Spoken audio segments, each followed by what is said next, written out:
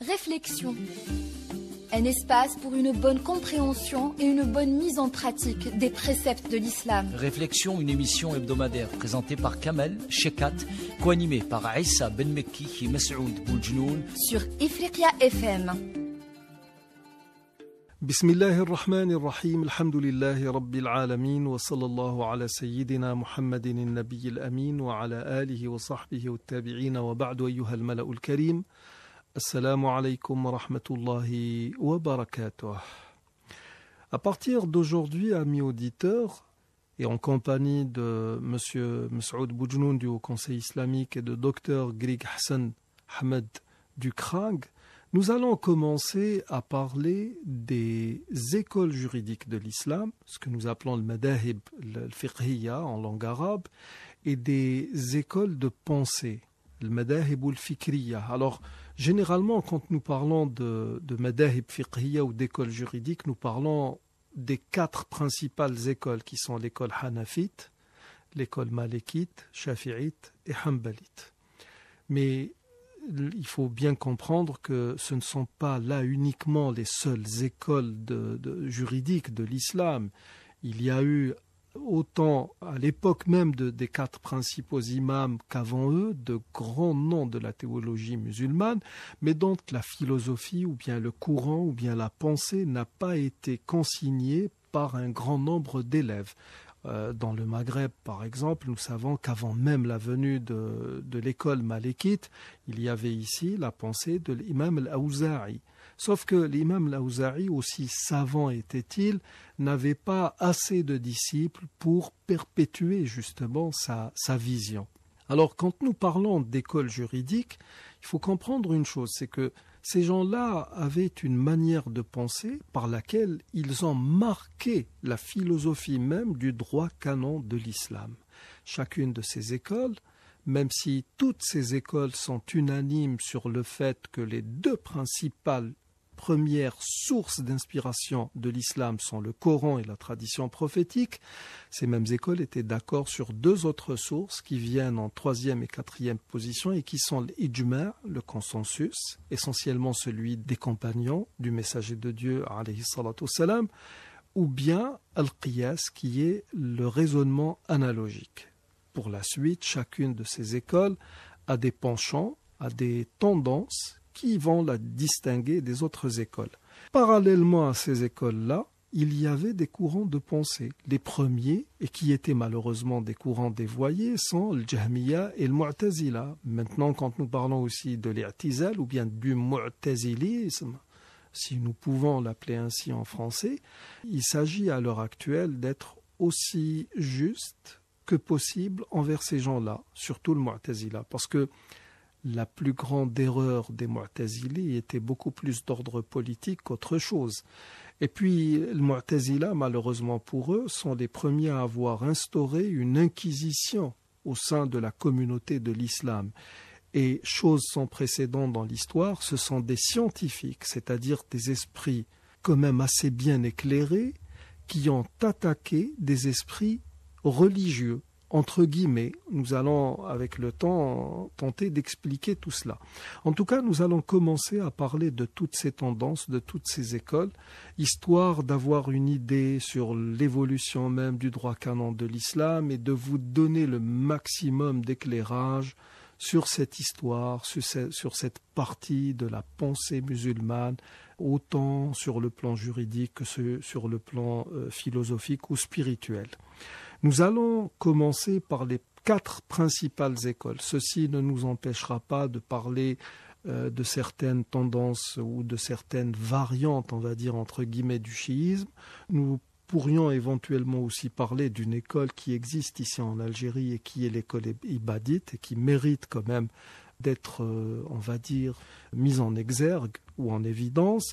Nous parlerons aussi de l'école Dahirite qui a été initié par Daoud al-Dahiri, qui a ensuite été, ou qui a connu son essor beaucoup plus avec l'imam Ibn Hazm al-Andalusi, qui était avant cela malékite.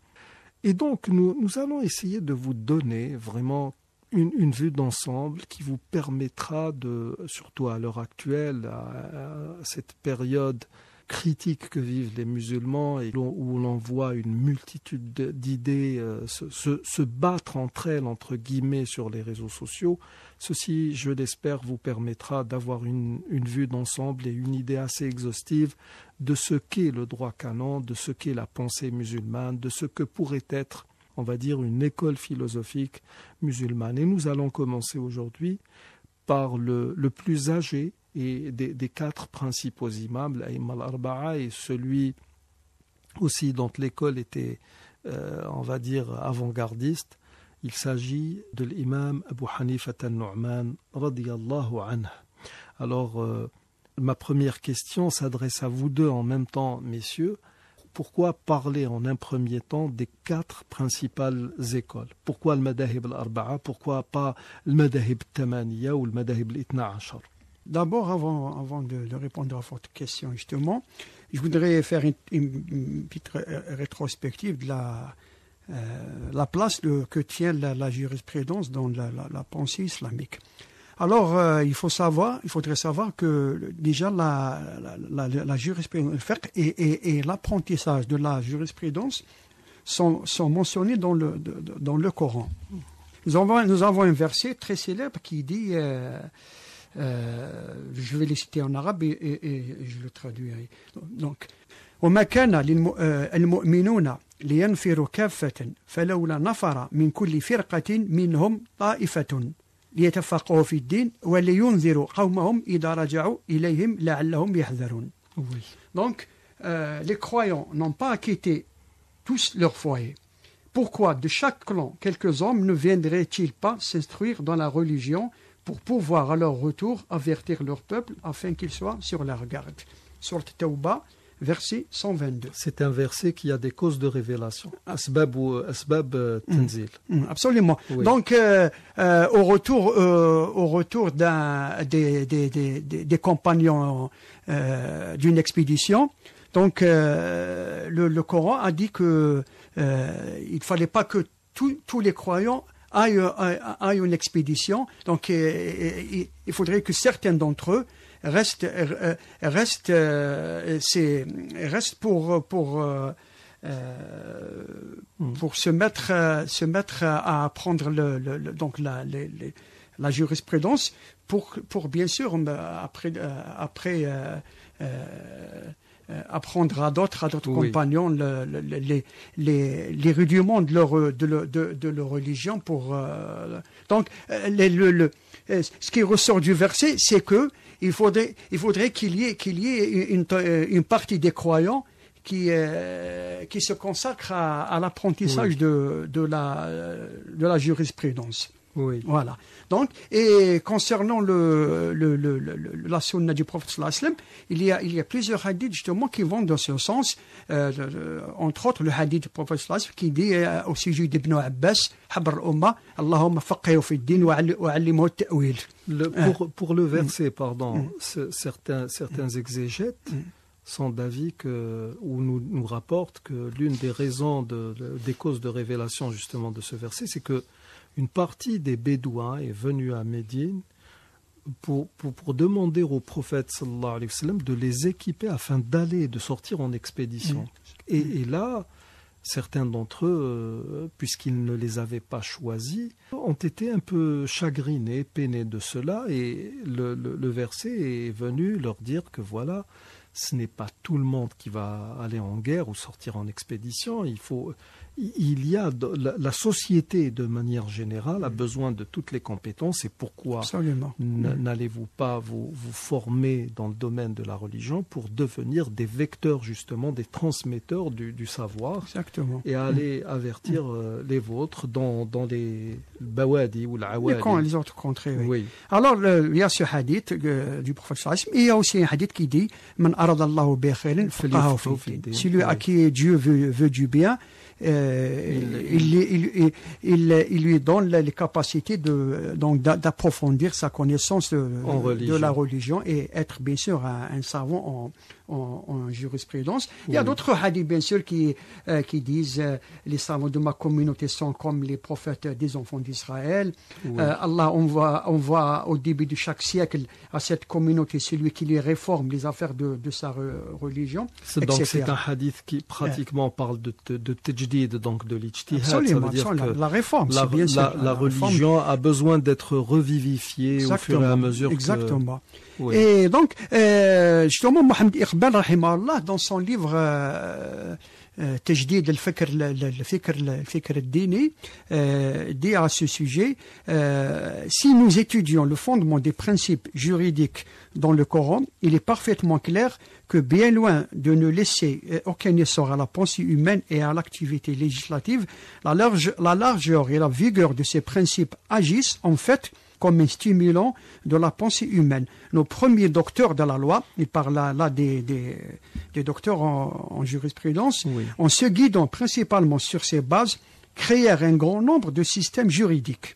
Et l'étudiant de l'histoire musulmane sait très bien que près de la moitié des triomphes remportés par l'islam en tant que puissance sociale et politique furent dus à la perspicacité juridique de ces docteurs. Donc c'est grâce à eux, si on peut dire, que l'islam a remporté des victoires sur le plan politique, social, économique, etc. Et là, Mohamed Iqbal de citer un grand docteur en droit allemand qui s'appelle von Kremer, qui dit « En dehors des Romains, il n'y a pas d'autre nation que les Arabes qui aient pu revendiquer un système juridique aussi bien élaboré. » Voilà. Oui. Donc, pour revenir justement à votre question, c'est vrai, comme vous l'avez dit, qu'il y a eu un grand nombre de fondateurs d'écoles de pensée. Entre autres, vous avez cité l'Aouza'i, Layth ibn Sa'd, Tabari, rahimahullah, Sufyan al-Thawri, rahimahullah. Et tous ces gens-là, généralement, même quand vous étudiez le droit canon comparatif, ou comparer le fiqh al-muqaran, on vous dit هذا مذهب فلان هذا قول سفيان هذا قول داوود, etc. Exactement, pour dire que on se réfère toujours à ces gens-là. Bon, pour des raisons historiques bien connues, comme vous l'avez dit, et ils n'ont pas laissé de disciples pour perpétuer leur pensée. Ces écoles ont fini par disparaître. Il n'en resta que 4 pour les partisans de la Sunna. Une école pour les chiites, qui est celle de Madhab al-Ja'fari, par référence à Ja'far al-Sadr. Il y a aussi le Madhab al-Imam Zayd. Et l'on dit, Madhab Zayd aussi. Dans certaines sources, on dit, nous savons qu'il y a eu des rencontres entre Abu Hanifa et l'Imam Zayd, qui est l'un des descendants de Ali ibn Abi Talib. D'ailleurs, on dit que Abu Hanifa a étudié sous la direction de Zayd. Absolument. Et il y a aussi l'école dont vous avez cité le nom tout à l'heure, l'école Ibadite, qui a aussi sa propre école de jurisprudence, qui ne diffère pas tellement de l'école, des 4 écoles. Des 4 écoles, et là, attention, il ne faut pas se hasarder à dire elles ne diffèrent pas des 4 écoles sunnites. Parce les Ibadites sont sunnites, qu'on le veuille ou non. Ils se réfèrent à la sunna. Maintenant, ce qu'il faut comprendre, historiquement parlant, c'est que quand le terme sunnisme a été inventé ou initié, il ne l'a été que parce qu'une partie de la communauté de l'islam, notamment ses théologiens, devait se démarquer des chiites déviationnistes comme le Rafida ou bien le chiisme de Saba'i ou bien le Shia al-Ghurabiya. Shia al-Ghurabiya qui est allé jusqu'à dire que voilà, normalement c'est Ali ibn Abi Talib qui devait être prophète, sauf que voilà, Jibril a fait une erreur. Au lieu de transmettre le message à Ali, il l'a transmis à Mohammed sallallahu alayhi wa sallam. Non, mais ça a existé. Parce que l'imam Ali, à la révélation, il avait 6 ans. 6 ans, oui, bien sûr. Mais écoutez, quand vous avez... C'est absurde de penser qu'un garçon de 6 ans va recevoir la révélation. Non, mais attendez, la chose n'est pas à exclure. Quand vous savez qu'il y a des chiites qui, quand ils lisent l'histoire de la génisse ou de la vache dans Sourate al-Baqara, « Inna Allah ya'murukum an tadbahu baqara » Dieu vous ordonne d'immoler une vache. Certains disent, ah oui, c'est Aïcha, radiyallahu anha. Soyons sérieux. Penser du mal des épouses du messager de Dieu, alayhi salatu salam, équivaut à démonter en pièces la notion même d'impeccabilité ou d'infaillibilité, l'isma dont jouissait le messager de Dieu, sallallahu alayhi wa sallam, au même titre que les autres messagers. Donc, vous savez, quand vous étudiez toutes ces écoles, vous êtes face à des idées par moment qui vous bloquent le cerveau, qui vous givrent le cerveau. Inch'Allah, nous aurons l'occasion de les étudier. En tout cas, l'idée n'est pas de mettre à l'index le chiisme avec... les chiites sont des musulmans. Non, d'ailleurs, même l'école jafarite, l'école du jurisprudence... C'est une école sunnite. Absolument. Donc, elle est même, du temps de l'imam du recteur de l'Azhar, Rahimallah, Mohamed Sheltout, elle a été introduite pour être étudiée à l'Azhar, parmi les autres écoles. Et donc, il faut comprendre une chose, c'est que le terme sunnisme est entré dans l'usage même de la classe théologienne à un moment où il fallait se démarquer d'un certain nombre de groupes vraiment déviationnistes. Et il y avait donc certaines factions du chiisme qui sont des factions beaucoup plus politiques qu'autre chose. Il y avait le Khawarij, donc c'est des dissidents, et il y avait des courants de pensée qui parlaient d'incarnation, qui avaient fait beaucoup d'importations du védisme, du bouddhisme, etc. Donc, à un moment donné, des gens se sont réclamés du sunnisme, Ahl-Sunnah ou al-Jama'a, tout simplement. Et pour se démarquer des autres... Malheureusement, pour les néo-salafistes, ces gens qui sont tout aussi déviationnistes que le Jahmiya, malheureusement pour eux, ceux qui ont inventé ce terme, ce sont les Ash'arites. C'est eux qui se disaient Ahl-Sunnah ou al-Jama'a. Pour votre gouverner. Nous allons y revenir, Inch'Allah, avec le temps. En tout cas, loin de nous l'idée de faire du rentre-dedans ou de faire comme le veulent certains. Vraiment, le but, la démarche, c'est d'avoir une idée sur l'histoire et puis de revenir sur certains dysfonctionnements ou certaines déviations, même des principales écoles, parce que même nous savons à travers l'histoire que par moments les Malikites ont été porteurs d'un fanatisme. Ils ont brûlé les livres d'Abu Hamid al-Ghazali en Andalousie. C'est les Almoravides, pas les Malikites. Oui, bon, c'était des Malikites. Mais ils se réclamaient du malikisme. Nous savons que les adeptes de l'imam Malik radiyallahu anhu ont tabassé l'imam Shafi'i en Égypte. Quelque temps avant ça, les Hanbalites ont persécuté le Tabari. On a même empêché qu'il soit enterré. Et il a été enterré de nuit. D'ailleurs, je pense dans sa propre maison, peut-être, Allahu Alam. Parce qu'ils ont empêché les gens d'aller l'enterrer. Mais il faut faire très attention. C'est des poussées de fièvre très sporadiques. Oui, heureusement. C'est pas une inquisition. Non, mais attendez, ce n'est pas une inquisition, bien sûr, mais n'oublions pas que dans le masjid del Jami' al-Amawi, il y avait 4 mihrab. Exactement, certainement. Salat al-Dohr, on appelle à la prière de Salat al-Dohr et les madahib ou les adeptes de chacune des écoles entraient tour à tour pour faire leur prière. Pourquoi? Parce que voilà, un malikite, est-ce que la prière d'un malikite est-elle valable quand il l'a fait derrière un hanafite ou un shafi'ite? Vous imaginez l'inhitat? Non, ça c'est pas l'inhitat, ça c'est l'inhitat du système politique. C'est le système politique qui a généré ça. C'est pour cela que nous n'avons pas moi je me réclame de l'école malikite parce que dans ma manière de penser, je me fie à ce que nous appelons usul al-madhhab al-maliki, c'est-à-dire les sources d'inspiration de l'école malikite. Le Coran, le Sunna, l'Ijma', le Qiyas, l'Istishab, l'Istihsan, et puis le Masalih al-Mursala, Amal al-Madina, etc. Ça, c'est ma vision.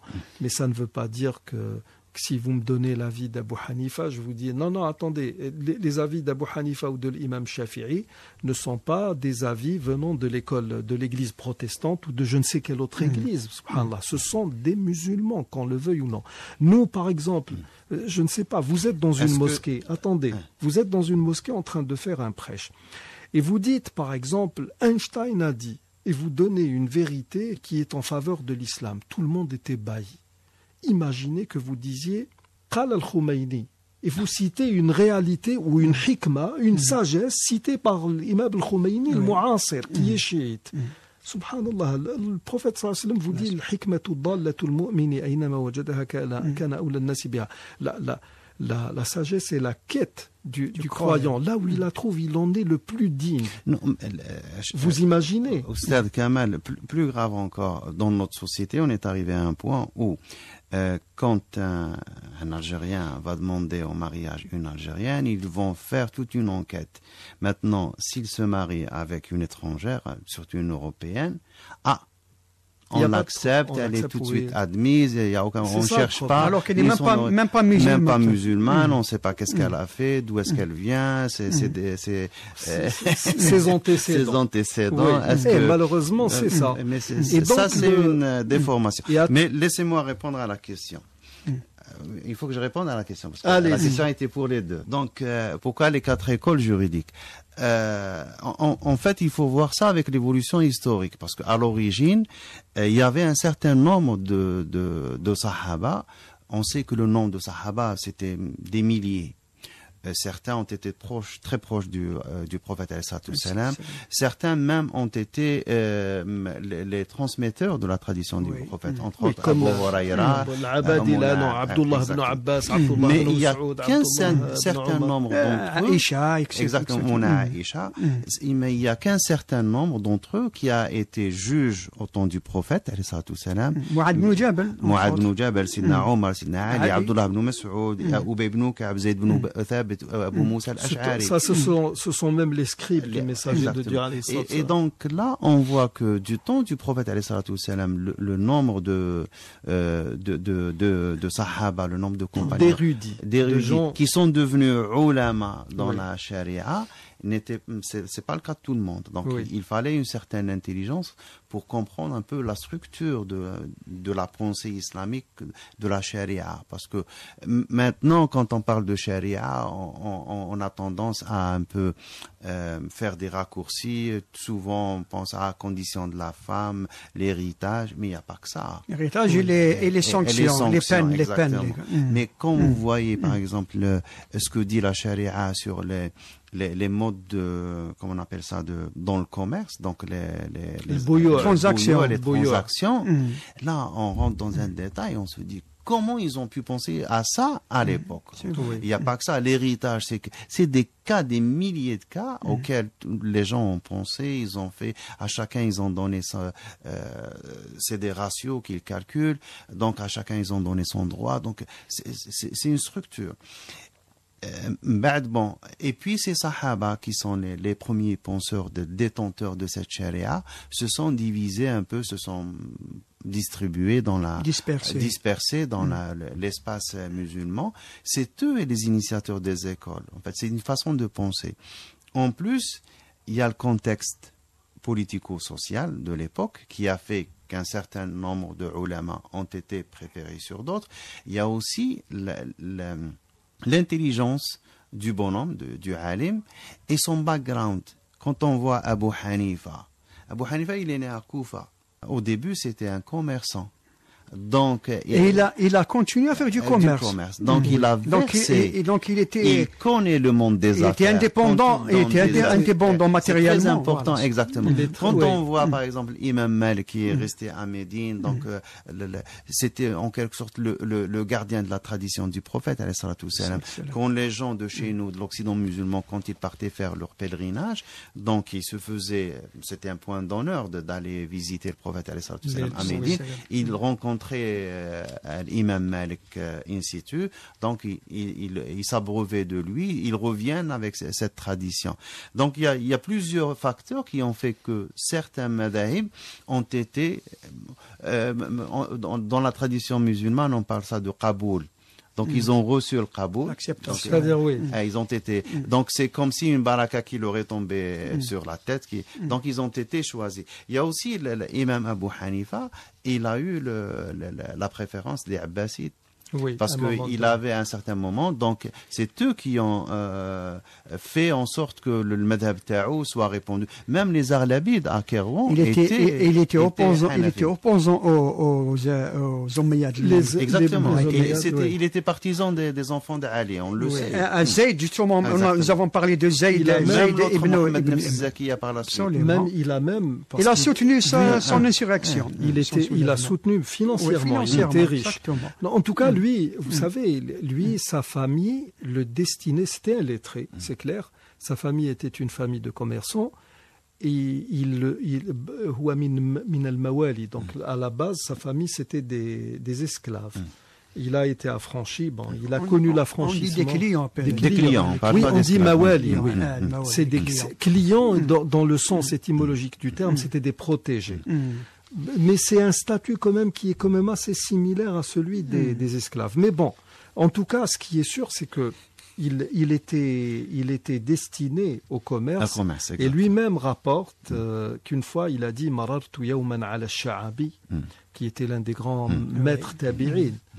Il dit وهو جالس فدعاني فقال لي إلى من تختلف où vas-tu فقلت أختلف إلى السوق je pars au marché فقال لم أعني الاختلاف إلى السوق عنيت الاختلاف إلى العلماء. C'est-à-dire que lui, quand tu lui as posé la question où vas-tu, chez quel savant vas-tu, et là il lui a dit فقلت له أنا قليل الاختلاف إلى العلماء, je ne vais pas très très souvent chez les savants. فقال لي لا تفعل, ne fais pas cela, c'est-à-dire ne va pas au marché. عليك بالنظر في العلم ومجالسة العلماء. Tu devrais plutôt être plus regardant quant à la science et aller et rester beaucoup plus fréquenter beaucoup plus des savants. فإني أرى فيك يقظة وحركة. Je vois en toi un éveil et une dynamique. فقال فوقع في قلبي من قوله, c'est-à-dire il a eu un assentiment de ce qu'il disait. فتركت الاختلاف إلى السوق وأخذت في العلم فنفعني الله بقوله. C'est à partir de là qu'il passait pratiquement tout son temps avec les grands savants. Et puis il y a une chose, pourquoi y a-t-il autant d'écoles? La réponse, nous l'avons de l'imam Malik, et nous avons cité cela normalement lors de notre dernière émission, ou peut-être dans une autre émission, beaucoup plus dans Dalil al-Rabita, quand Abu Ja'far al-Mansour a voulu imposer le Muwatta de l'imam Malik sur toute la Qala, aj'alu minhu dusturan, je vais l'envoyer dans toutes les contrées. Et là l'imam Malik a dit au commandeur des croyants, les compagnons du prophète se sont dispersés sur les contrées et chacun d'eux a emporté une part de la science qu'il avait acquise auprès du messager de Dieu, alayhi salam, ce qui veut dire qu'il va y avoir beaucoup de divergences. On ne peut pas forcer toute la nation à une vision, on va dire, unipolaire. Et puis, l'imam Abu Hanifa, l'une de ses particularités est qu'il est le seul des quatre imams à avoir connu des compagnons. Bon, certains malikites nous disent, oui, même l'imam Malik, si nous prenons en considération telle ou telle date concernant sa naissance, etc., ça pourrait faire de lui un compagnon, parce que, non, compagnon, carrément, sahabi. Et nous avons entendu certains d'entre eux dire cela. Pourquoi? Parce que voilà, un compagnon du prophète, c'est qui? C'est quelqu'un, pour certains, on est compagnon, sahabi, on a le statut de sahabi, pour peu que l'on soit né à la même période que le messager de Dieu, ou bien que l'on soit né au moment où le messager de Dieu était encore vivant, c'est-à-dire juste avant sa mort. Et ça, honnêtement, c'est un peu tiré par les cheveux, parce que ça ne fait pas de tous ceux qui ont vécu à l'époque du prophète sallallahu alayhi wa sallam des sahaba. Pardon, pour ajouter juste un peu d'eau à votre moulin, il avait connu Anis ibn Malik, qui avait vécu presque 100 ans. Donc Abu Hanifa avait connu. Et c'était aussi le serviteur du messager, et Abdullah ibn Awfa. Il avait connu Abdullah ibn Awfa, et le dernier des compagnons à mourir, qui est mort, qui est Abu Tufayl Amr ibn Wathila. C'est le dernier des compagnons du prophète à mourir. Donc, certains même sont allés jusqu'à dire qu'il a connu 6 des compagnons du messager de Dieu. Mais certains disent qu'il ne les a pas connus. En fait, il a vécu de leur vivant. Mais les sources diffèrent exactement. Mais ce qui est sûr surtout, c'est que il a connu Ibrahim Nakha'i personnellement. Il a connu l'imam Sha'abi. Il a connu Ibn Sirin. Il a connu le Hassan al-Basri. Il a connu Ata. Il a connu Saïd ibn al-Musayyib. Ça, ce sont des gens compagnons avec les tabi'in. Ce sont des successeurs. Et Hamad surtout, son maître. Donc chacun d'entre eux constitue une école. Exactement. Subhanallah. Ce sont les grands imams que nous connaissons, ou en l'occurrence les 4 principaux imams, vous diront oui, c'est l'avis de Sha'abi, c'est l'avis de Nakha'i, c'est l'avis d'un tel.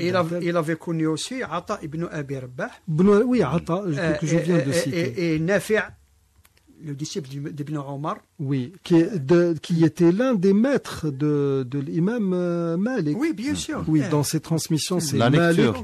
Malik d'après Nafi', d'après Ibn Omar radiyallahu anhuma. Le Bukhari vous dira, il appelait cela la chaîne dorée. Oui, c'est l'une des plus puissantes. Donc ceci pour vous donner une idée de l'imam Abu Hanifa qui lui-même disait أخذت بقول الصحابة آخذ بقول من شئت منهم وأدع قول من شئت منهم ولا أخرج عن قولهم إلى قول غيرهم فإذا انتهى الأمر donc si je ne trouve pas, je vais vers les tabi'in. Et ce qui est sûr, c'est que nous allons en parler peut-être, nous allons sûrement en parler, c'est l'école de la raison, Madrasat Ahl al-Ra'y. Et donc ce qui a fait la pérennité de cette école, c'est déjà les disciples qu'il a laissés. C'était des disciples très puissants en termes de connaissances. Vous avez le Qadi Abu Youssouf, vous avez Shaybani, Hassan Mohamed ibn Hassan Shaybani, Zafar ibn Hudayl. Ça c'était, et à chaque fois on disait, ça c'est les disciples directs. Mais on disait généralement Qala Abu Hanifatu wa sahibah.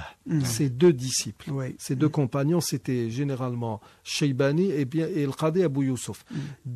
Par la suite, le Qadi Abu Youssouf est devenu juge auprès des Abbassides et c'est tout le monde, bien sûr. Il y a c'est les gens comme beaucoup aspiraient à avoir des fonctions officielles et vivre dans le faste. Il était à Bagdad. Oui, il était dans la capitale. À Bagdad, dans la capitale. Donc, et donc tous ceux qui visitaient Bagdad, la capitale, donc venaient le voir. Il était à côté. Donc c'était le Mufti. Donc c'est une position. Ce qui lui a été reproché par certains. Oui, mais c'était un avantage qui a fait de lui une grande école historique parce qu'il était à Bagdad. Et les gens, beaucoup d'étudiants devenaient hanafites juste pour pouvoir avoir accès à la magistrature. Exactement. Alors qu'Abu Hanifa avait refusé le poste de mufti. Et nous en parlerons. Il a été emprisonné à cause de cela.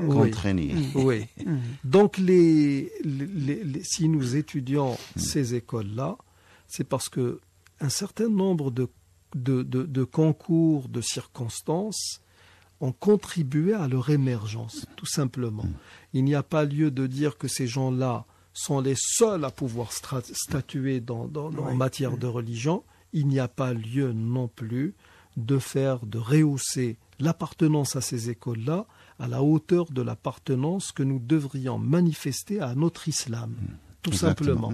Parce que là, actuellement, je suis désolé, nous avons des gens ici en Algérie qui nous parlent de marji'iyya. Bon, cette marji'iyya, elle est plus que plurielle, et à chaque fois que nous nous sommes retrouvés dans des situations délicates, nous avons été obligés, dans l'école malikite elle-même, d'aller vers des avis qui se rapprocheraient beaucoup plus des 3 autres écoles que de l'école malikite. Ou de ce qui est, on va dire, mashhour, c'est-à-dire le plus répandu en termes d'avis dans l'école malikite. Donc, mais déjà, ça existait. On disait souvent que el fatwa bi Khalil walaw khalaf al mashhour. Déjà à l'époque, donc quand Khalil ibn Ishaq al-Maliki donc a rédigé son abrégé, le Mukhtasar Khalil, il a choisi c'était des choix, et par la suite, donc il a imposé, donc même si ce n'est pas lui qui a Oui, imposé. non, ce sont enfin, des... bien sûr qu'il n'a pas. Mais il y a eu quelque chose qui s'est créé autour de Mukhtasar Khalil qui a fait que, par la suite, ils le disent. Le fatwa bi Khalil, donc on donne une fatwa suivant Khalil, même si c'est pas l'avis le plus répandu chez les Malikites. Ce ne sont pas, comme dit le Stade Kamal, ce ne sont pas les fondateurs des quatre écoles, des quatre écoles ou leurs disciples plus. Ce sont les comment on appelle ça, les générations qui ont les communs des gens, qui ont fait preuve de ce fanatisme, de ce bigotisme. D'ailleurs, nous avons cité plusieurs fois la célèbre citation de Shafi'i ou Abu Hanifa. Ça, c'est l'imam Shafi'i. L'imam Shafi'i. Donc, les grands imams ont toujours accepté les même, il y a eu même une évolution dans leurs avis, dans leurs fatwas. Quand on voit, il y a eu un développement. Même l'imam Malik, quand on voit, par exemple, les versions du Muwatta, on a l'une des plus anciennes versions, c'est la version de c'est un gars de Qirwan, Abdurrahman ibn Qanabi. Le Qanabi, c'est la plus Abdurrahman ibn Ziyad. Abdurrahman ibn Ziyad. Donc il y a une petite fraction qui est restée. Quand on compare avec Yahya ibn Yahya al-Laythi ou al-Qanabi, on voit qu'il y a eu une évolution. Donc il y a eu même une édition de cette version de Muwatta Imam Malik, l'une à côté de l'autre. Donc il y a l'un des ulama qui a fait tahqiq et on voit que donc il y a eu une évolution dans la réflexion et c'est tout à fait normal parce que tant qu'on est en vie, on cherche la vérité, donc et on est flexible et on doit changer. Et on évolue, bien sûr. On évolue. L'imam, en tout cas Abu Hanifa disait, c'était l'avis des quatre principaux imams. Si vous trouvez que mon avis s'oppose à un hadith du messager de Dieu alayhi salatu salam, suivez les propos ou la sentence du messager de Dieu alayhi salatu salam et balancez mon avis contre un mur. Tout le monde a dit cela. Il y avait entre ces gens-là un respect terrible. Il ne faut pas oublier que l'imam Malik a rencontré l'imam Abu Hanifa au moins à 2 reprises. Une fois, il l'avait rencontré, il a dit aux gens, pour parler de l'intelligence et de l'acuité intellectuelle d'Abu Hanifa, il a dit... cet homme, s'il voulait vous convaincre que ce pilier était d'or, eh ben, il arriverait à le faire. Et puis, on rapporte une fois c'est Layth ibn Sa'd, un grand savant aussi de l'époque d'Abu Hanifa et de l'imam Malik. L'imam Malik, après avoir rencontré Abu Hanifa, et il y a eu quand même des discussions, quand même, par moments, des échanges assez enflammés. Je me souviens une fois avec Sheikh Gaher, parce qu'il était malékite et il défendait, il avait à cœur vigoureusement l'école malékite. Il a dit, et une fois ils se sont rencontrés, et puis il y a eu l'adhan et il disait, Ya Aba Hanifa, tu entends cet adhan, c'est cet adhan qu'on entendait à l'époque du messager de Dieu, avec takbiratayn ou tarji'. C'est-à-dire que le muaddin il dit Allahu Akbar, Allahu Akbar. Ensuite, à voix basse, il dit Ashhadu an la ilaha illallah, Ashhadu an la ilaha illallah, Ashhadu anna Muhammadan Rasulullah. Ensuite, il dit à très haute voix Ashhadu an la ilaha illallah, Ashhadu an la ilaha illallah, etc. Donc, alors que l'adhan tel qu'il a été appris par le messager de Dieu alayhi salam lors de son pèlerinage d'adieu à Abu Mahdoura à la Mecque, c'était 4 glorifications. Et à un moment donné, il prend une unité de mesure, le mikyal, et il disait Ya Aba Hanifa, tu vois ce mikyal? C'est avec ce mikyal qu'on mesurait à l'époque du messager de Dieu, parce qu'il y a des différences. Et puis l'autre, il lui expliquait. Donc, quand l'imam Malik a rencontré Layth ibn Sa'd, qui est un imam aussi, qui a ses propres avis en jurisprudence et en droit canon, il a dit, il était en sueur. Il dit, mais qu'est-ce que tu as? Il disait, je viens de rencontrer Abu Hanifa. Inna sahibaka la faqihun ya Misri. C'est un juriste. Arqo, comme on dit. En parlant de l'imam Malik, justement, oui. Écoutez ce qu'il dit à propos d'Abu Hanifa. Il a dit à ses disciples, si Abu Hanifa vous disait de ces murs, c'est ce que je disais. En utilisant le raisonnement analogique qu'ils sont en bois, vous croirez qu'ils sont réellement en bois. Donc il avait une capacité dans une autre version, il a dit s'il s'amusait à essayer de vous convaincre qu'ils étaient en or, vous les verriez d'or. Oui. Et Abdallah ibn al-Mubarak, qui est aussi un grand savant, l'auteur de Kitab al-Zuhd, il a dit Abu Hanifa était la moelle de la science. Exactement. Voilà, parce qu'il a compris la structure de la charia. Absolument. Donc il avait, donc c'est comme si on mettait toutes les informations. C'est ce qu'on essaie maintenant de faire. Imaginons qu'on arrive à mettre tous les livres qui existent dans la tradition islamique dans un grand ordinateur, et avec l'intelligence artificielle, on essaie de comprendre comment fonctionnait cette charia. En fait, Abu Hanifa, et on dit aussi qu'il avait donné des avis sans avoir de délil. Et ce n'est que par la suite que ses disciples ont trouvé le délil dans la tradition du prophète. Parce qu'il est arrivé à réfléchir dans le sens de la charia. Il a compris. C'est comme la langue, en fait. Il y a une grammaire de la charia. C'est dans le sens du hadith du prophète sallallahu aussi à l'adresse d'Abdullah ibn Abbas, c'est ça justement. Exactement. Oui, c'est utiliser son esprit pour comprendre. Absolument. Lorsqu'on n'a pas on est en face d'une situation où il n'y a pas un argument très probant dans le voilà, donc on utilise il avait aussi il y a quelques différences, même si on dit que les différentes écoles se basent sur Sunna, c'est tout à fait normal. Tout le monde, c'est clair, la tradition. Mais lui, par exemple, il avait une certaine façon de classifier la Sunna, donc des préférences. Avec des priorités qui sont différentes. Donc, il y a, lui, on dit que كان يقدم السنة القولية على الفعلية. Donc, mais attention, là, même par exemple, vous allez parler de ce qui relève de la sunna, c'est-à-dire ce qui est de tradition, donc en second ordre par rapport à l'obligation religieuse en termes d'ablution, par exemple. Ibn Rushd dans Bidayat al-Mujtahid vous dira, alors le fait de se laver la bouche et le madmada ou l'istinshaq, etc., c'est une sunna. Donc même si vous oubliez, là, vous pouvez récupérer à la fin, etc. Il y a tout un mode de récupération, tarqi' al-wudu, et il vous dit chez les Malikites c'est ainsi, chez les Hanbalites c'est une obligation. Pourquoi? Parce que pour les Hanbalites, par exemple, quand le messager de Dieu alayhi salam dit, quand il est dit qala Rasulullah, ça veut dire que c'est une obligation. Et c'est lui qui a dit à l'un de ses compagnons, ça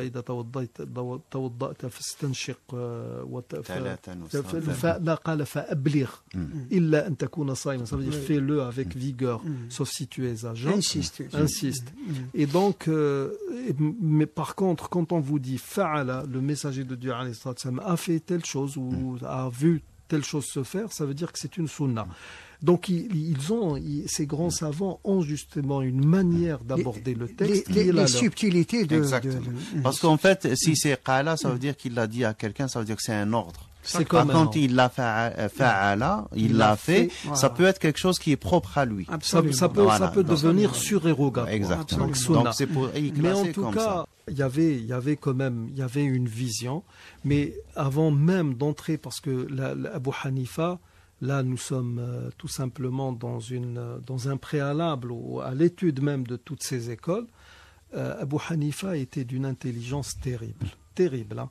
Mais alors, il avait une manière d'étudier, d'aborder le fiqh qui était la sienne. On rapporte qu'une fois, déjà, il a formé des élèves avec une ouverture d'esprit terrible. Abou al-Hassan Shaybani est l'un des transmetteurs de l'Muwatta, ne l'oublions pas. Il est parti, à Médine étudier chez l'imam Malik. De nos jours, nous avons des savants ou des pseudo-savants qui interdisent à leurs élèves d'aller étudier chez les autres. Oui. Ah oui, c'est perçu comme une forme de trahison. Je ne sais pas pourquoi. L'un de ses principaux disciples, qui est le Qadi Abu Yousuf, qui va devenir le Qadi Abu Yousuf, est tombé malade. Et bon, il allait tous les jours lui rendre visite pour s'enquérir de son état de santé. Et on rapporte qu'une fois, il y a des gens qui sont venus voir Abou Youssouf et il leur a dit de toute manière c'est bon, je suis guéri et demain je vais réintégrer le cours de notre cheikh, c'est-à-dire de l'imam Abu Hanifa. Et on lui a dit non, tu n'as pas à le faire. Tu sais, on a vu Abu Hanifa il y a quelques jours sortir de chez toi, il pleurait à chaudes larmes en disant oh Abou Youssouf, si tu venais à mourir, qu'adviendrait-il des musulmans, qu'est-ce qu'on pourrait faire, et moi qui te préparais, toi le savant qui va me succéder, etc. Et on lui a dit t'as plus besoin d'aller étudier chez Abou Hanifa, lui-même l'a reconnu. Et je sais pas comment le Qadi Abou Youssouf qui a peut-être compris qu'il était devenu un savant accompli. Et le lendemain, il entre dans la mosquée qui est devenue actuellement à Bagdad, le Jami' Abi Hanifa, l'imam al-A'dam qu'on appelait l'imam al-A'dam. Il va dans un coin, il initie il y a même un quartier qui s'appelle A'damiyya. Il a commencé donc à enseigner. Abu Hanifa a vu qu'est-ce qu'il a, Abou Youssouf, et certains lui ont dit je sais pas. Il est devenu un cheikh. Ah bon, Abu Hanifa, Abou Youssouf, lui qui le connaissait, qui savait qu'il était vraiment, c'était un projet de savant, c'était bon, mais quand même, Abu Hanifa savait qu'en plus de la science, il fallait de l'expérience. Et là, il envoie l'un de ses disciples, il lui dit, alors va chez lui, devant ses petits disciples, et pose-lui la question suivante. Tu lui diras, il y a quelqu'un qui est allé voir un tailleur qui lui a emmené un pantalon et qui lui a demandé de le tailler et de lui faire un ourlet à sa taille. Quelques jours plus tard, il revient, il demande son pantalon et le tailleur lui dit non, tu ne m'as rien donné. Et il va carrément le nier. Donc, et l'autre, il va voir la police arrive. Et il leur dira, je lui ai laissé un pantalon, il leur donne la description du pantalon, c'est tel tissu, telle couleur, etc. Et finalement la police trouve le pantalon, et voilà, donc le vendeur a été confondu, peut-être qu'on a dû le bastonner un peu, et il y avait des méthodes aussi pour soutirer un peu les aveux, et l'autre va reconnaître que oui, j'ai voulu le spolier, tout simplement. Jusque-là, le problème ne se pose pas. Maintenant, le tailleur a fait son travail. Il a fait un travail sur le pantalon. Est-ce que le client doit payer la prestation ou pas? Et là, le Qadi Abou Youssouf dit, mais instantanément, mais non, puisque l'autre c'est un malsain, c'est un voleur. Et celui qui est venu, il lui a dit, non, Abou Hanifa nous dit que non. Il doit payer. Il se tait un peu, il dit, ah oui, c'est vrai, Abou Hanifa a raison, il doit payer. Il lui dit, ah non, là aussi c'est non. Ah, et là, Abou Youssouf se dit, ça c'est un petit piège de notre cheikh qui vise à m'expliquer que je n'ai pas encore l'expérience ou la maturité d'un juriste. Et il va arrêter son cours, c'est bon les amis, moi je ne suis pas à la hauteur, et il va voir Abou Hanifa, il lui dit, là, il va falloir que vous m'expliquiez, maître. Il faut m'expliquer. Il lui dit, alors voilà comment ça se passe. On va prendre le pantalon. On va d'abord vérifier s'il y a eu si la prestation a été faite, donc auquel cas, il se pourrait que le client doive payer. Mais on va vérifier d'abord, est-ce que, en faisant la taille du pantalon et en procédant à l'ourlet, est-ce que ça correspond à la taille du client, auquel cas le client devrait quand même payer la prestation, puis poursuivre en justice le tailleur pour avoir voulu le spolier, ou bien si la taille a été faite selon la taille du pantalon, je veux dire, si elle a été faite selon les mensurations du tailleur, à ce moment-là, le tailleur non seulement doit payer pour sa fourberie, mais il doit aussi payer le pantalon, etc. Et là, on a compris que voilà, un avis religieux ou un statut juridique ou bien un statut de juge ne doit pas se faire comme ça à la légère. Ça nécessite de la science, ça nécessite aussi beaucoup d'intelligence et beaucoup d'expérience. Ce que Abou Hanifa avait, mais ce que Abou Youssouf, qui était encore jeune, n'avait pas encore. Il a réintégré la halqa de son cheikh. En parlant de l'intelligence d'Abu Hanifa rahimahullah, on rapporte qu'il y avait un Koufa, un homme qui disait que Uthman ibn Affan, il s'agit certainement d'un Rafidi, était un juif. Oui. Alors sans que les savants et les jurisconsultes de la ville n'aient pu le convaincre. Oui. Abu Hanifa alla le trouver un jour et il lui dit: je viens de demander la main de ta fille. Il lui dit: et pour qui? Abu Hanifa lui répondit: pour un homme noble et riche, généreux et qui connaît par cœur le livre d'Allah. Il se lève pour prier la nuit et pleure constamment par crainte d'Allah. L'homme lui dit: y a-t-il plus que ça pour juger de la valeur d'un homme? Abu Hanifa lui dit alors: mais il y a un inconvénient. L'homme lui dit: et quel est cet inconvénient? Abu Hanifa lui répondit: il est juif. L'homme s'exclame alors: gloire à Dieu, tu m'ordonnes de donner ma fille en mariage à un juif? Et Abu Hanifa lui dit: tu refuses de le faire? Et l'homme dit: bien sûr que.